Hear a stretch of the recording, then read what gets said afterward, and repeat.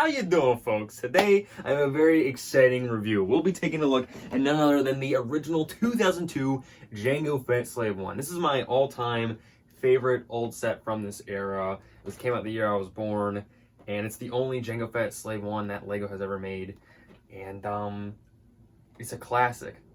Let's get into it. Ta-da! There she is, all built up. What a beautiful set. We'll take a look at the box real quick, then the minifigures, and then we'll get on to those awesome play features of this model.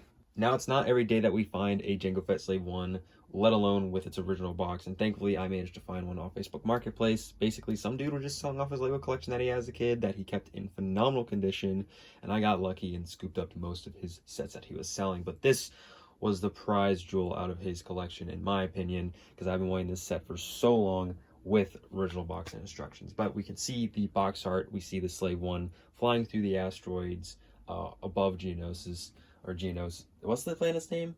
I don't know, Geonosis. If we turn the box, we can see some images of Boba Fett and Jango Fett. Another picture of Jango Fett with his pistols. He's out there blasting. We take a look at the top of the box. We see another play feature with the missiles. Look at the other side. We can see just more asteroid field. Here's the bottom of the box. Got a barcode. We take a look at the back of the box. This is where the magic happens. We can see some more play features and demonstrations of what you can do with this set, along with two alternate models. We can see really cool. It demonstrates the play features of how the wings fold or move as you move the sets. And we also have pictures of Jango Fett and Boba from the movie, along with some images of other sets from the Attack of the Clones wave. In front of the box, we have the LEGO logo up top, ages 8 to 12, 358 pieces, Star Wars logo on the other side. Just, wow, fantastic set. The instructions we'll take a quick look at because I'm pretty sure y'all saw them during the time lapse, but we can see Boba and Jango put together. And I like how, what I thought was pretty interesting, this depiction of Jango in the instructions clearly shows the normal purple arms and legs, or at least a darker shade of purple than the violet blue that is the Jango Fett minifigure that we'll get into later. But if we go through the book, we'll just see pretty good building instructions. They're pretty easy to follow. Towards the back, there is no more comic. They stopped doing the little Star Wars comics by this point, but we can see LEGO Star Wars Attack of the Clones. We have the Bounty Hunter Pursuit, and then we have, you know, Obi-Wan's Jedi Starfighter, a set I really need to pick up here soon because this is like the last set I need from the Attack of the Clones wave. We flip the page, we can see Jedi Duel, we can see the gunship, just fantastic sets, and I just love the artwork and the old style of how they used to do the instructions. And then on the very back of the instruction booklet, we can see LEGOStarWars.com/Star Wars and Yoda on his laptop, or no, that's not even a laptop, it's Yoda on his computer, Windows 98 probably, and a lava lamp because he's chill like that. We'll first take a look at the young Boba included in this set, which is a set exclusive. They've made two other young Bobas, and if you're looking to pick this one up for your collection, you're going to be paying from anywhere from $30 to $40 on Bricklink. I like the torso print. They did a very good job with that, with the wrinkles and everything, and he's reusing the hairpiece from Snape from Harry Potter in black, and that face expression is just so, I don't know, menacing, like he's up to something, which, you know, reminds me of the actor that played young Boba in the movie. So for 2002, good job. Here he is, the legendary, highly sought after 2002 Jango Fett. This figure is my favorite LEGO minifigure of all time. I remember playing LEGO Star Wars The Complete Saga as a kid, and I'd always select Jango Fett during free play mode. This figure has notable violet blue exclusive arms. The legs did appear in some NBA sets, but the arms are exclusive to this minifigure, meaning if you get a cracked blue arm, you're donezo, buddy. You gotta either buy one for like $200 or just buy a new Jango Fett minifigure if, you know, stuff like that bothers you. But if you are looking to pick this figure up for yourself individually, you're paying anywhere from $300 to $500, and this figure has only gone up in price in the last 2 years. It is just skyrocketed. It's unbelievable, but it's just a cool, legendary minifigure. If we take a look around, he does reuse the original Boba Fett helmet piece, and it's molded in a pearl metallic coloring, but we have some really nice printing on the helmet, and the torso print is just fantastic. It has that nice metal sheen to it on dark gray. If we take off the helmet and spin the head around, we will reveal ourselves a Jango Fett face with a little headset, and he's got a little 5 o'clock shadow, and included in the set is also an alternate hairpiece that you can put on Jango Fett, so you can see him interacting with, you know, Obi-Wan Kenobi, or just have, you know, his helmet off while he's piloting Slave1.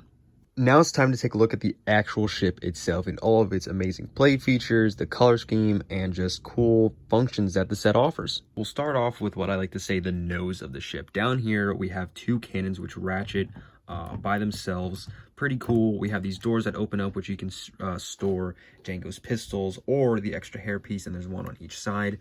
If you fold these open, you will see a rocket and you'll see the engine of the ship.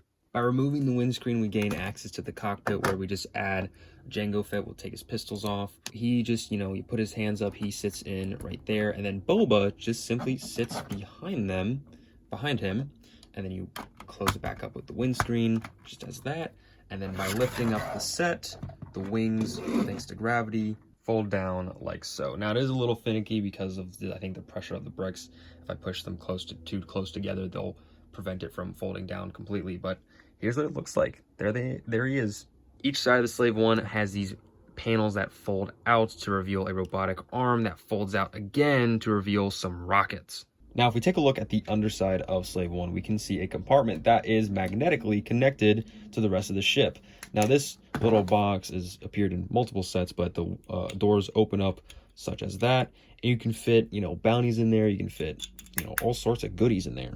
Now, if you want, because it's a magnet, it is very fun to just take the set, hover it over, and then pick it up, and then fly away. Now, when it comes to the play features, I think I've saved the best one for last. When we lift this panel up towards the nose of the ship and hold the ship upwards like this, we will drop the seismic charges. And to reload the charges, all you have to do is flip this panel open and reload them by hand as such. Now, I'm sure you have picked up on the notice that I've been hyping this set up immensely, but this set does have its flaws. My biggest pet peeve with this set is that when we look at it from this angle, we can just see right into the ship and the rockets thanks to the door feature. It would have been nice if they include some sort of folding door that could have folded up or folded down, but they didn't. And I'm sure you've noticed the wings, the gravity, it's quite not heavy enough, or the parts are too close together. There's too much friction in the way, so the gravity aspect doesn't work all that well. All right, final verdict on the set. I enjoyed the building process. I love the minifigures, great play features, fantastic color scheme. I absolutely adore this set. I remember just loving to play that level in Complete Saga where you fight Jango on Kamino. It's very nostalgic for me. The set retailed for $50 back in 2002, which, I mean, that's incredible for the time, but if you're looking to pick this set up and add it to your collection nowadays, you'll be spending anywhere from $500 to $1,000 just for a copy of the set, depending on the completion of the set itself. It's a pretty rare set. It's very sought after because it is the only Jango Fett Slave1. It's been 20 years since the initial release of this set, and LEGO has yet to make a new one. I give this set a solid 9 out of 10 given its time frame. Do I think it's worth someone dropping $800-ish to pick one up for your collection? Unless you want the original one and you want that OG Jango Fett minifigure, I'm gonna go with no. You're probably better off just recoloring a more modernized Slave1 or getting a mock or something, because this isn't the most detailed nor is it the most accurate Slave1 out there. I'm sure there's better models. But if you're like me, a collector that makes poor decisions, then you'll take the time and you'll try to search for a good deal. I mean, I got super lucky, and some of y'all are gonna get mad for this one, but I paid $200 for this set complete in good condition. It's peak LEGO deal. This is the best LEGO deal I've ever gotten. With all that being said, thank you so much for watching. I really appreciate it. Be sure to like, comment, and subscribe, and please let me know what your thoughts on this set are in the comments. Have a great day. Peace.